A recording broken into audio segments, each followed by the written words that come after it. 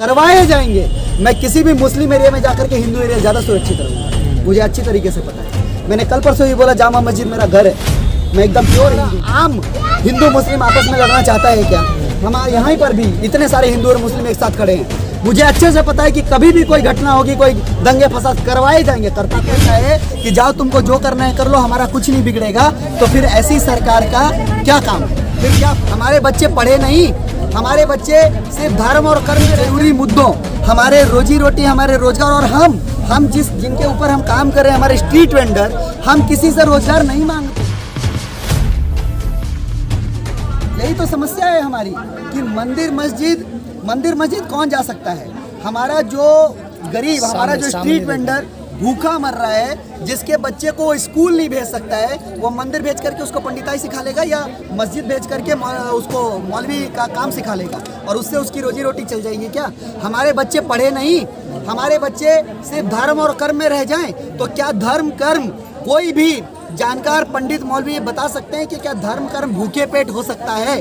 क्या भगवान की पूजा भूखे पेट हो सकती है? उसके घर में उसका बच्चा अगर भूखे रो रहा है तो क्या वो भगवान की पूजा कर सकता है? वो भगवान की पूजा करने के लिए भी और मस्जिद में नमाज पढ़ने के लिए भी उसके मन में उतनी शांति होनी चाहिए कि उसका परिवार पल रहा है, उसका बच्चा स्कूल जा सकता है। और यही एक ऊपर वाले से भी हमारी प्रार्थना होती है कि हमारा परिवार सुख चैन से जी सके। तो क्या ये जिस तरीके से एविक्शन की कार्रवाई हो रही है लगातार हिंदू मुस्लिम के नाम पर, हमारे स्ट्रीट वेंडर में कभी कोई हिंदू मुस्लिम की बात नहीं होती। हमारे जामा मस्जिद के पास हमने इफ्तार पार्टी की थी, उसमें 70% मुस्लिम हिंदू साथी थे, मुस्लिम कम थे। हमारा कहीं कोई समस्या नहीं है। जामा मस्जिद के बाहर जय माता दी का नारा लगता है। तो बुलडोजर भी कहाँ हिंदू मुस्लिम देखता है? गुप्ता जी का भी घर टूटता है, उनकी भी दुकान टूटती है। यही तो हम समझाना चाहते हैं उन सभी जो भी आपके माध्यम से वो आम जनता ये देखेगी, उसको ये समझना जरूरी है कि बुलडोजर जिसके ऊपर चलाया जा रहा है, एक तो आपको बहुत ही गलत पिक्चर दिखाया जा रहा है, आपको भ्रम में रखा जा रहा है कि किसी अतिक्रमणकारी का कब्जा तोड़ा जा रहा है। नहीं, जिस स्ट्रीट वेंडर को तोड़ा जा रहा है उसके लिए 2014 में 8 साल पुराना कानून है और उस कानून में पूरा प्रावधान है कि किसी भी स्ट्रीट वेंडर को जो अपना रोजी रोटी, अपनी लाइवलीहुड कमा रहा है, उसको आप सर्वे करेंगे, सर्टिफिकेट ऑफ वेंडिंग इशू करेंगे और उसको जब तक आप कोई अल्टरनेट व्यवस्था नहीं देंगे, उसको वेंडिंग जोन में दुकान नहीं देंगे, आप उसकी पुरानी जगह को हाथ भी नहीं लगा सकते। यहाँ दिल्ली में इतनी खराब हालत है, हीनियस क्राइम कर रहे हैं एडमिनिस्ट्रेशन यहाँ पे कि वो ना सिर्फ स्ट्रीट वेंडिंग सर्टिफिकेट को जो उन्होंने ही जारी किया, म्युनिसिपल कॉर्पोरेशन ने स्ट्रीट वेंडिंग सर्टिफिकेट जारी किया और उसके बाद उसको वो मानने से मना कर देते हैं। भारत सरकार सभी चीफ सेक्रेटरीज को लेटर भेजती है कि आपके यहाँ जितने भी सर्वे हुए, जितने भी स्ट्रीट वेंडिंग का रिकॉर्ड बना, उसको पुलिस स्टेशन में जमा किया। आज तक पूरे देश में एक भी पुलिस स्टेशन नहीं है जहाँ पे ये लिस्ट जमा की गई हो कि ये हमारे वेंडर से इनको डिस्टर्ब नहीं। मतलब सरकार तो काम कर ही रही है ना, प्रशासन ना करे, पुलिस ना करे, तो सरकार की गलती थोड़ी है। 8 साल ऐसे थोड़ी पूरे कर लिए बीजेपी ने। अगर इस तरह का बात अगर हम सोचेंगे कि एडमिनिस्ट्रेशन अपना काम नहीं करती है, सरकार की जिम्मेदारी नहीं है, तो फिर सरकार का भूमिका क्या है? फिर हम सरकारें चुनते क्यों हैं?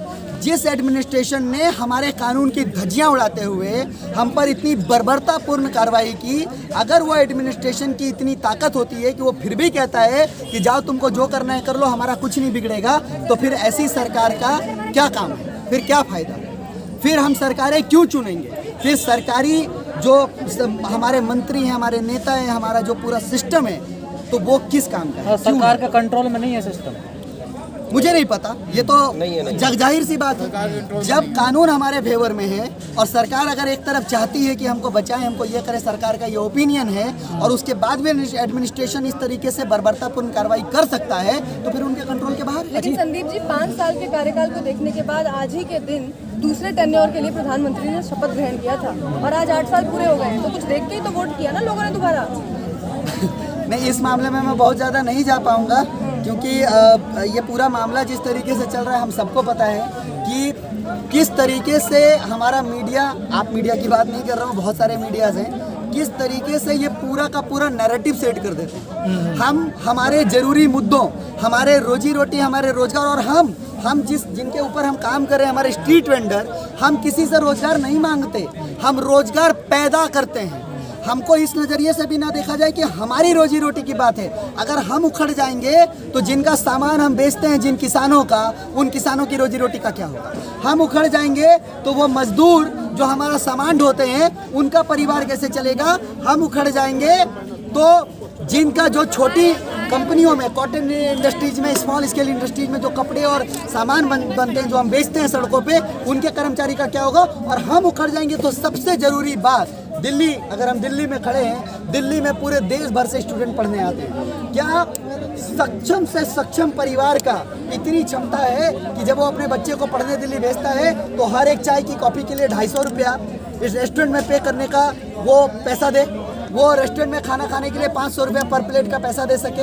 ये स्ट्रीट वेंडर होता है। आपके तमाम मुद्दों को लेकर मेन स्ट्रीम मीडिया का क्या रोल रहा है? मेन स्ट्रीम मीडिया ने कभी भी हमारे मुद्दों को, हमने कई बार उनको लिखा, कई बार डिटेल में एविडेंसेस के साथ, हमारे जहाँ पे उजाड़ीकरण हुए हमने कई सारे डिटेल एविडेंसेस, वीडियो एविडेंसेस, सब कुछ उनको भेजा, लेकिन कभी भी किसी भी मेन स्ट्रीम मीडिया ने ना तो कोई कॉल बैक किया, ना तो कभी आप लोग एक नारा लगाते हैं कि जो सरकार, जो जमीन सरकारी है वो हमारी है। भाई बाकी बिजनेसमैन, व्यापारी, अडानी, अंबानी, वो क्या विदेश से आ रहे हैं? उनका कुछ नहीं है सरकार पे।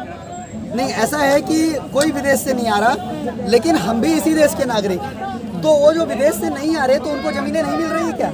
अगर अडानी और अंबानी को एक बार अपना कोई प्रोजेक्ट लगाना हो, फैक्ट्री लगानी हो, तो सरकार ने 1 विंडो सिस्टम उनके लिए ऑन करके रखा हुआ है कि आप एक जगह पे आओ और आपको कुछ करने की जरूरत नहीं है, हमारे पास आकर के डालो, हम आपके लिए खड़े हैं। उनके लिए पूरा का पूरा पुलिस फोर्स खड़ा होता है। मैं झारखंड से रहने वाला हूँ, झारखंड में कितनी ज़मीनें उनको अलॉट की गई है, और अगर ज़मीनें वहाँ से हमारे आदिवासी लोगों को हटाया जा रहा है, अगर वो नहीं हटते तो पूरा का पूरा फोर्स उनके विस्थापन के लिए खड़ा हो जाता है।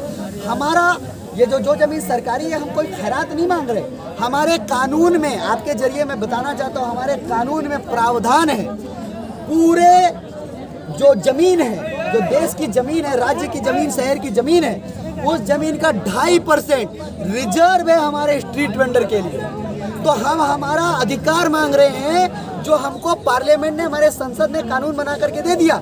हमारे स्ट्रीट में आपको हमेशा एक लाइन सुनने मिलेगा, पुलिस और अथॉरिटी जब आएगी, एडमिनिस्ट्रेशन को, नगर पालिका वाले आएंगे, पूछेंगे तुम्हारे बाप की ज़मीन है? हाँ, ये हमारे बाप की ज़मीन है। कानून बना करके ये हमको उसका अधिकार दे दिया गया है, तुम हमारा वो अधिकार छीन रहे हो, और वो अधिकार जो पूरा कानून बना करके हमारे सामने दिया गया, 2.5% ज़मीन हमारा है, वो हमारा अधिकार है, वो आप दे नहीं रहे हो। और आप मीटिंग्स में ये बोलते हो कि 300 करोड़ की हमारी ज़मीन स्ट्रीट वेंडर को दे देंगे क्या? भाई साहब, ये आपकी ज़मीन नहीं है। ऐसा क्यों हो रहा है कि आजकल जिसको अधिकार चाहिए, जिसको लग रहा है कि उसके अधिकारों का हनन हो रहा है, वो जंतर मंतर पे आ रहा है, सड़कों पे आ रहा है?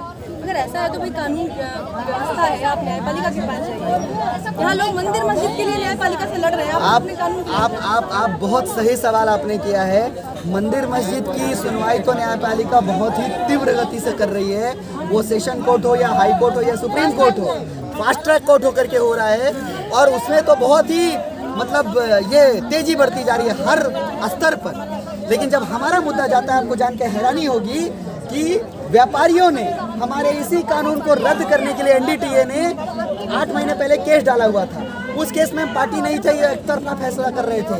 हमारा नेशनल हॉकी फेडरेशन पहली बार पार्टी हुआ, सारी सुनवाई हो गई, सभी का आर्गुमेंट पूरा हो चुका है, और जिस डेट में आर्गुमेंट पूरा हुआ, उसमें जज साहब ने बोला कि हमको एक सेशन और चाहिए था हमारी बात रखने के लिए। बोला नहीं, हम तो अगली डेट में फाइनल ऑर्डर दे रहे हैं, तो हम आपको समय नहीं देंगे। आज 4 महीने से ऊपर हो गया है, डेट पे डेट डाल जा रहा है, सिर्फ ऑर्डर देने के लिए उसको जानबूझ के पेंडिंग करके रखा है। जहां सुनवाई में बात साबित हो चुकी है कि हमारे कानून को कहीं बदलाव नहीं किया जा सकता, कोई प्रावधान नहीं कि हमारे कानून में डिस्टर्बेंस हो सके, उसको जानबूझ के डिले किया जा रहा है। 4 महीने से डेट नहीं मिल रही। हमारा जो स्ट्रीट वेंडिंग इम्प्लीमेंटेशन का हमने जो पिटीशन डाला है, कोर्ट ने बोला आप अलग से पिटीशन लेके आइए। क्या दिक्कत थी उसी पिटीशन में सुनने में? जब मंदिर मस्जिद की बात होती है तब तो आप सब कुछ सुनते हो, उसमें क्यों नहीं सुना? लेकिन उसने बोला अलग से पिटीशन डालो। हमने अलग से पिटीशन डाला, हमारी पहली डेट 28 मार्च थी, आज तक पहली हियरिंग नहीं हुई।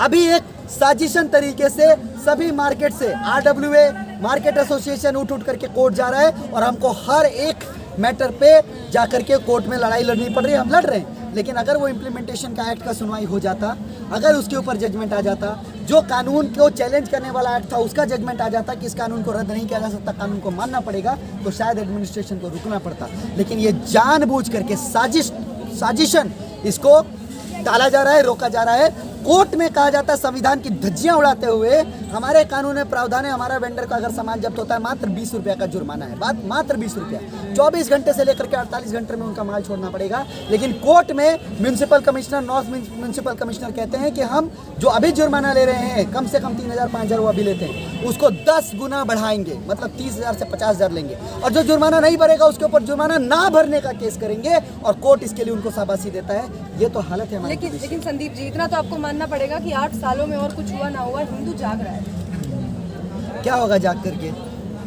हमको हिंदू और मुस्लिम नहीं जगाना भाई, हमको वो जागरूक आदमी चाहिए। ये देश तभी आगे बढ़ सकता है और सभी को सम्मान, ये देश की आज़ादी जो हुई है, स्वाधीनता और संविधान की हम जो बात करते हैं, ये सिर्फ तभी लागू हो सकता है जब हमारा देश हिंदू मुस्लिम पे नहीं जागेगा, गीता और कुरान पे नहीं जागे, वो संविधान पे जागे, वो संविधान पढ़े और जितने भी संवैधानिक अधिकार है उसके लिए एकजुट होकर के लड़ना शुरू करे। क्या हमारा आम हिंदू मुस्लिम आपस में लड़ना चाहता है क्या? हमारे यहाँ पर भी इतने सारे हिंदू और मुस्लिम एक साथ खड़े हैं। मुझे अच्छे से पता है कि कभी भी कोई घटना होगी, कोई दंगे फसाद करवाए जाएंगे, करता कोई नहीं है, करवाए जाएंगे। मैं किसी भी मुस्लिम एरिया में जाकर के हिंदू एरिया ज़्यादा सुरक्षित रहूँगा, मुझे अच्छी तरीके से पता है। मैंने कल परसों ही बोला जामा मस्जिद मेरा घर है, मैं एकदम प्योर हिंदू हूँ। तो ऐसा कहीं कुछ नहीं है। हम लोगों को जागरूक होना पड़ेगा संविधान के प्रति, अपने अधिकारों के प्रति। धर्म अपनी जगह पे, मैं धर्म का सम्मान करता हूँ और सभी धर्मों का सम्मान करना चाहिए। वो अपनी जगह पर है, उसको रहने दीजिए, मगर उससे ना तो आपकी रोजी रोटी चलेगी, ना आप शिक्षित बनेंगे, ना आप कोई आगे तरक्की कर सकते हैं, ना अपने परिवार को कोई भविष्य। शिवलिंग नहीं चाहिए? मुझे बिल्कुल नहीं चाहिए। मुझे शिवलिंग, अरे शिव मेरे अंदर है, मुझे क्यों चाहिए शिवलिंग?